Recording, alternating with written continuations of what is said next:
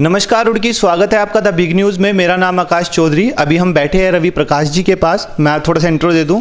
Roorkee small scale industry के association president है, rotary club Roorkee mid town के पास प्रेसिडेंट है और भारत विकास परिषद के पास सेक्रेटरी है। सर, सबसे पहले तो आप बताओ कैसे है। मैं बहुत अच्छा हूँ जी, और बहुत खुश हूँ जो रुड़की की जनता ने हमारे को प्रदीप बत्रा जी को जो अपना समर्थन दिया है, उससे मुझे ऐसा लगता है कि रुड़की के नगरवासी जो हैं वो एक रेशनल थिंकिंग करते हैं। जो चीज़ जो हुई है उसके ऊपर विश्वास करते हैं, रादर दैन जो कहीं सुनी बातें उनके ऊपर विश्वास ना करके जो एक्चुअल में बात जब घटी हैं बातें उनके ऊपर ज़्यादा विश्वास करते हैं। तो मेरी को बहुत ज़्यादा खुशी है जी।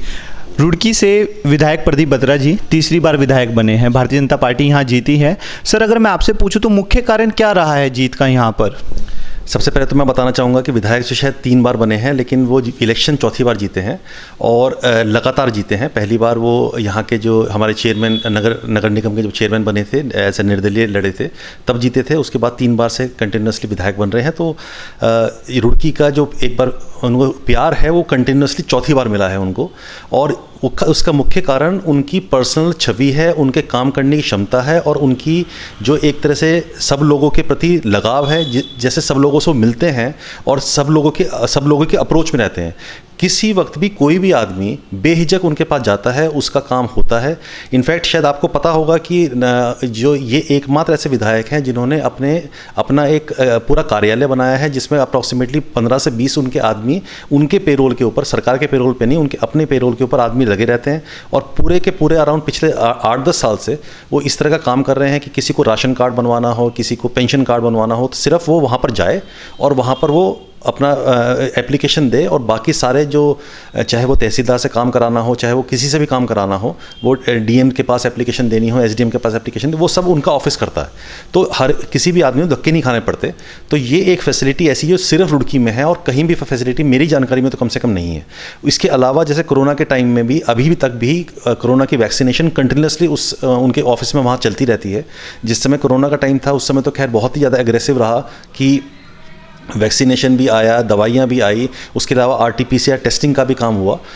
सारा काम जो है वो सिंगल डोर एक आदमी के पास जो चलता रहा। तो उससे जो कन्वीनियंस है, हर एक आदमी को दिखाई देता है क्या काम हुआ है। ऐसा नहीं है कि वो सब हवा में है, जैसे और प्रत्याशी हैं सब हवा में बात करते हैं, लेकिन यहाँ पर दिखाई देता है क्या काम हुआ है। और मैं ये समझता हूँ कि इससे बहुत ज़्यादा कुछ करने का पोटेंशियल है उनके पास जी। जैसे कि आपने अभी बताया कि प्रदीप बत्रा 20 साल से राजनीति में है, तो मैं आपसे ये सवाल कर सकता हूँ, केंद्रीय मंत्री पद के लिए क्या रुड़की से प्रदीप बत्रा बिल्कुल सही कैंडिडेट है? बिल्कुल सही कैंडिडेट हैं जी। रुड़की में जितना एक तरह से एमएलए कर सकता है डेवलपमेंट, वो सारा उन्होंने करा है।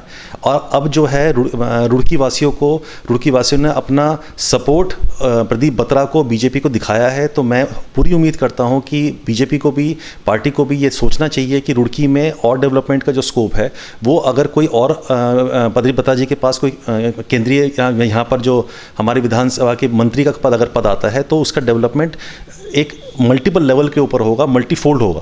तो हमारी जितने भी सोसाइटी को मैं जानता हूं, जितनी सोसाइटी मैं मूव करता हूं, बहुत ज़्यादा इस तरह की हमारे को उम्मीद है कि इस बार ज़रूर हमारे को जो है प्रदीप बत्रा जी को कोई पद मिलेगा, जिससे कि रुड़की का डेवलपमेंट फिर दोबारा से उसी लेवल पे उसी एक तरह से पेस के ऊपर आगे बढ़ सकेगा। क्योंकि जितना डेवलपमेंट एज ए विधायक हो सकता था वो ऑलमोस्ट हो चुका है।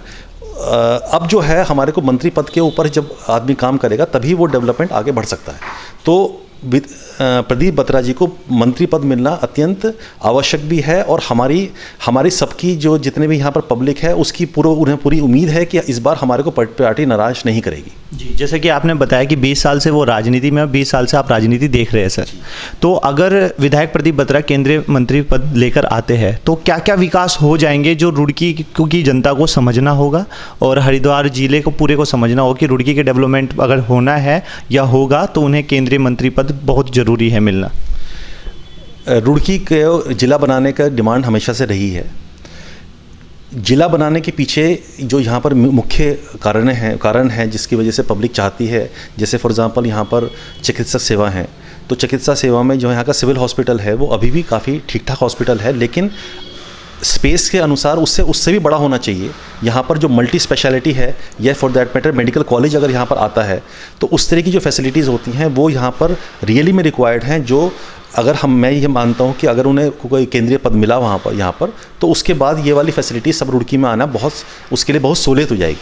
उसके अलावा जैसे छोटे मोटी जो हमारे जैसे जितने भी डिपार्टमेंटल काम हैं वो जो रुड़की के स्तर पे नहीं हो पाते हैं वो रुड़की के स्तर पे होने चाहिए।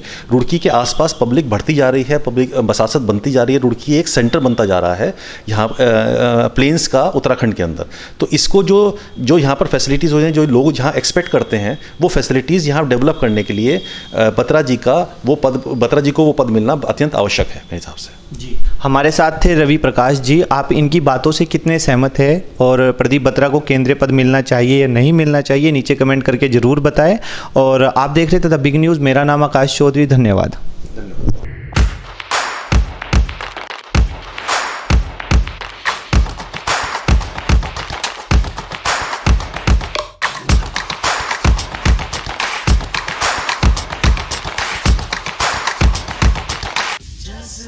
जज्बा